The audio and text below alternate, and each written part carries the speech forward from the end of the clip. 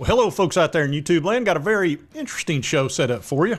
Yep, Finebaum is extremely concerned about Kentucky. He has used terms like spiraling out of control, very worried, etc. And let's get into why Paul is so concerned about Kentucky. And Paul has talked about Kentucky quite a bit recently. And he said, I'm really worried about this program. I've always been a supporter and fan of Mark Stoops, but I think he's at a moment in time where the direction has to change. He's gotten enormous support from his athletic director. He said maybe they aren't as aggressive NIL-wise as they need to be, but whatever the issue is, these last 2 years have been abysmal. He said if the situation does not improve by 2025, he said the program risks becoming irrelevant. Now, Stoops has been the most successful Kentucky coach ever with 77 wins, 73 losses. But last year sucked.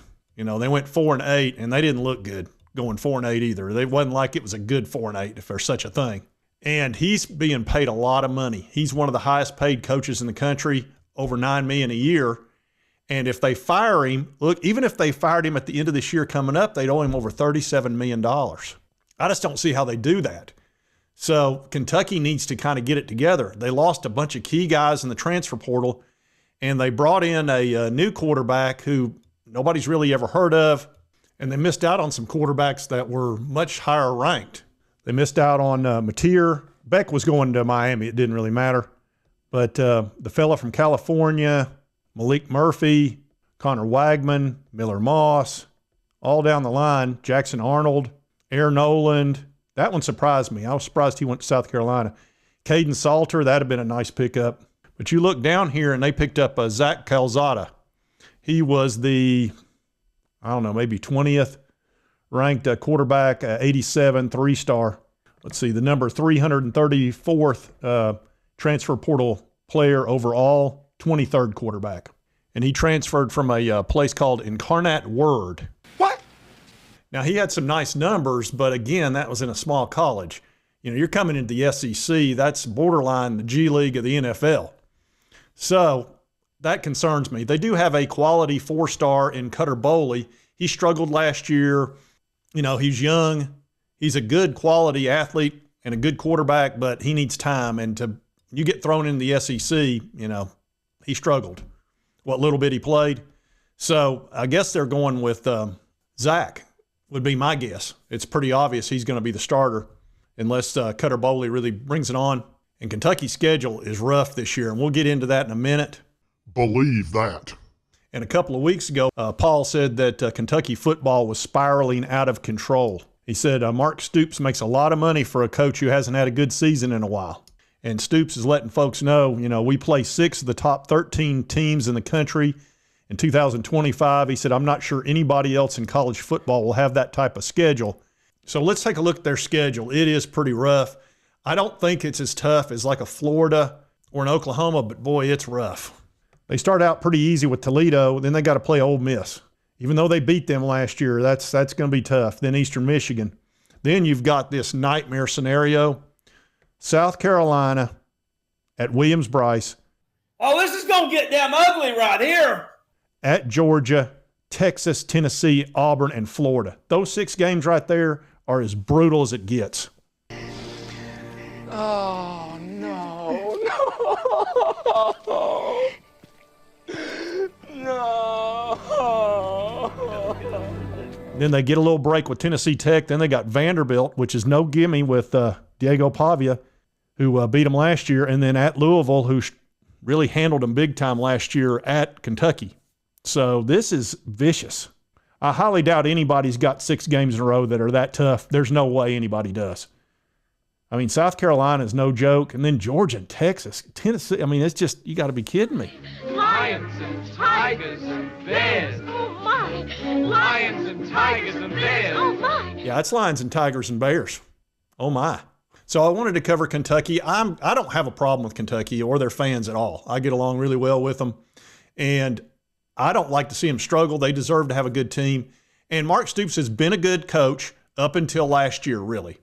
And if you're winning and you've got an above 500 record at Kentucky, you're doing well because, look, the recruiting footprint up there is not good. Let's just call it what it is. They'll get 1, 2, 3, 4 stars coming out of Kentucky in a given year, and that's about it. And they're not going to spend a ton of money on football because it's a basketball school. You know, you're fighting an uphill battle when you're the head coach at Kentucky because they care more about basketball than they do anything. That's the way it is, and they're good at basketball. Learn it, know it, live it. Coach Pope has come into a situation where he didn't have a single player, but he had $4 million to use. And he went and put together a good team. They're a number 3 seed in the NCAA, and everybody's pretty happy up there. They're not happy about the football team. You know, you spent the money on the coach, but you're not spending enough on NIL, obviously. I mean, you go and get the 3-star quarterback who's the 23rd guy in the transfer portal, number 300 and something total overall. You're not really emphasizing football enough if that's your pick. Now, look, he may play well. He's probably a great guy. Don't take it personal, Zach, or some member of his family. I'm sure he's a fine fella. But when you're in the SEC, you want at least somebody in the top 5 in the transfer portal, not 23rd. And you want somebody that has played at a very high level in a very high-level conference. And I know he was with some other teams that were kind of big-time teams, but, you know, his success has been at Incarnate Word. So I don't know how much confidence you got going into that. And then losing those speedsters like they did in the portal was not helpful either. They had some good players that went elsewhere. So Kentucky is the team that I'm most concerned about going into 2025, even more than Mississippi State in a way, simply because Coach Leby down there he's going to get some time, whereas Stoops is running out of time. The big thing that's saving him right now is he's owed so much money. I don't think they can fire him. They're not going to come up with $37 million to pay somebody not to coach. So he's going to get time, especially with this House versus NCAA settlement. Kentucky's got to come up with $20 million every year plus scholarships and back pay penalties for the players that didn't get paid back in the day. So with all of that, you're not going to see a lot of coaches fired anymore. I really think those days are kind of over of the $76 million paying a coach not to coach, Jimbo. You're not going to see that too much because the schools, look, they're in a financial bind. When you add $20 to $30 million to your budget and you don't have any extra revenue for that, you can't just willy-nilly fire a coach and go, here's $25 million, coach.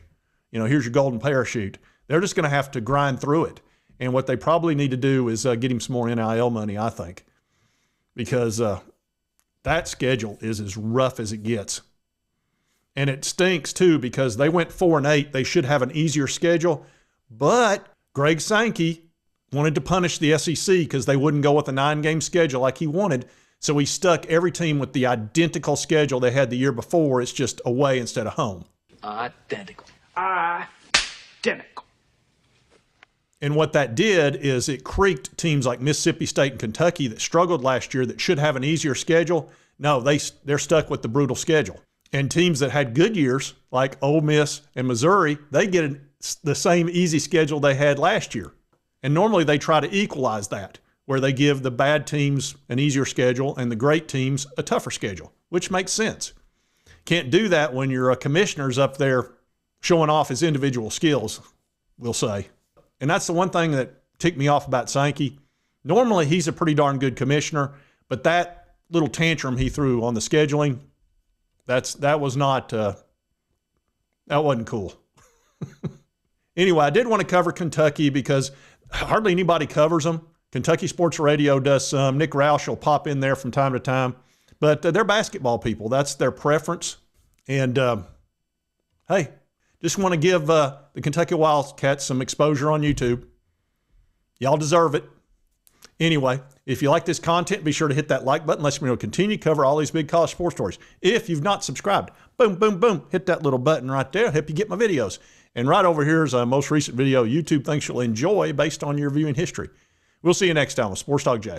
Just freaking beat Tennessee. Please, can we just stop losing to this stupid team with their stupid orange colors, their stupid song, and their woo, woo, get their woo on out of here.